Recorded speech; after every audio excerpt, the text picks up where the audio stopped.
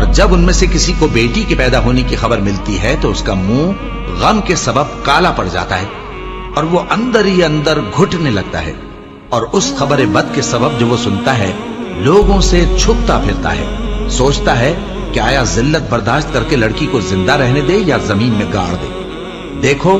یہ جو تجویز کرتے ہیں بہت بری ہے، اور اسی کی نشانیوں میں سے ہے کہ اس نے تمہارے لیے تمہاری ہی جنس کی عورتیں پیدا کی تاکہ ان کی طرف مائل ہو کر آرام حاصل کرو، اور تم میں محبت اور مہربانی پیدا کر دی۔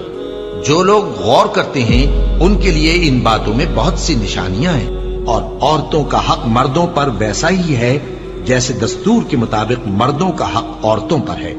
البتہ مردوں کو عورتوں پر ایک درجہ فضیلت ہے، اور اللہ غالب ہے، صاحب حکمت ہے۔ اے پیغمبر صلی اللہ علیہ وآلہ وسلم، اپنی بیویوں اور بیٹیوں اور مسلمانوں کی عورتوں سے کہہ دو کہ باہر نکلا کریں تو اپنے چہروں پر چادر لٹکا کر گھونگھٹ نکال لیا کریں، یہ چیز ان کے لیے موجب شناخت و امتیاز ہوگی تو کوئی ان کو ایذا نہ دے گا، اور اللہ بخشنے والا ہے، مہربان ہے۔ اور کسی مومن مرد اور مومن عورت کو حق نہیں ہے کہ جب اللہ اور اس کا رسول کوئی بات طے کر دیں تو وہ اس کام میں اپنا بھی کچھ اختیار سمجھے، اور جو کوئی اللہ اور اس کے رسول کی نافرمانی کرے وہ بالکل گمراہ ہو گیا۔ مسلمانوں، تمہاری عورتوں میں جو بدکاری کا ارتکاب کر بیٹھیں ان پر اپنے لوگوں میں سے 4 شخصوں کی شہادت لو، اگر وہ ان کی بدکاری کی گواہی دیں تو ان عورتوں کو گھروں میں بند رکھو یہاں تک کہ موت ان کا کام تمام کر دے، یا اللہ ان کے لیے کوئی اور سبیل پیدا کرے۔ اور جو 2 مرد تم میں سے بدکاری کریں تو ان کو ایذا دو، پھر اگر وہ توبہ کر لیں اور نیکوکار ہو جائیں تو ان کا پیچھا چھوڑ دو، بے شک اللہ توبہ قبول کرنے والا ہے، مہربان ہے۔ اور جس چیز میں اللہ نے تم میں سے بعض کو بعض پر فضیلت دی ہے اس کی تمنا مت کرو، مردوں کو ان کاموں کا ثواب ہے جو انہوں نے کیے، اور عورتوں کو ان کاموں کا ثواب ہے جو انہوں نے کیے،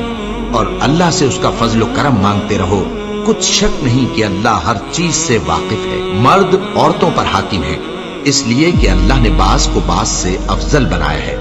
اور اس لیے بھی کہ مرد اپنا مال خرچ کرتے ہیں، تو جو نیک بیویاں ہیں وہ فرمانبردار ہوتی ہیں،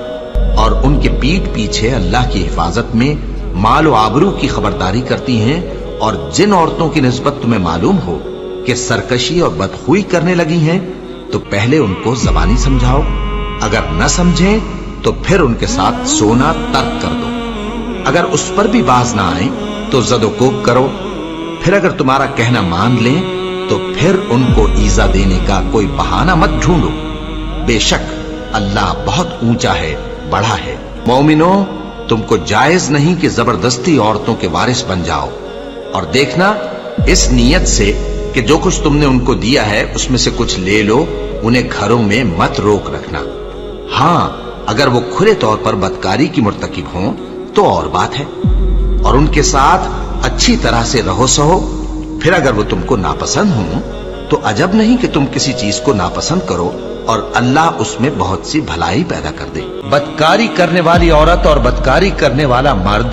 جب ان کی بدکاری ثابت ہو جائے تو دونوں میں سے ہر ایک کو 100 درے مارو، اور اگر تم اللہ اور روز آخر پر ایمان رکھتے ہو تو اللہ کے قانون کو نافذ کرنے میں تمہیں ان پر ہرگز ترس نہ آئے، اور چاہیے کہ ان کی سزا کے وقت مسلمانوں کی ایک جماعت بھی موجود ہو۔ بدکار مرد تو بدکار یا مشرک عورت کے سوا کسی سے نکاح نہیں کرتا، اور بدکار عورت کو بھی بدکار یا مشرک مرد کے سوا اور کوئی نکاح میں نہیں لاتا، اور یہ یعنی بدکار عورت سے نکاح کرنا مومنوں پر حرام ہے۔ اور جو لوگ پرہیزگار عورتوں کو بدکاری کا عیب لگائیں اور اس پر 4 گواہ نہ لائیں تو ان کو 80 درے مارو، اور کبھی ان کی شہادت قبول نہ کرو، اور یہی بد کردار ہے۔ ہاں جو اس کے بعد توبہ کر لیں اور اپنی حالت سنوار لیں تو اللہ بھی بخشنے والا ہے، مہربان ہے۔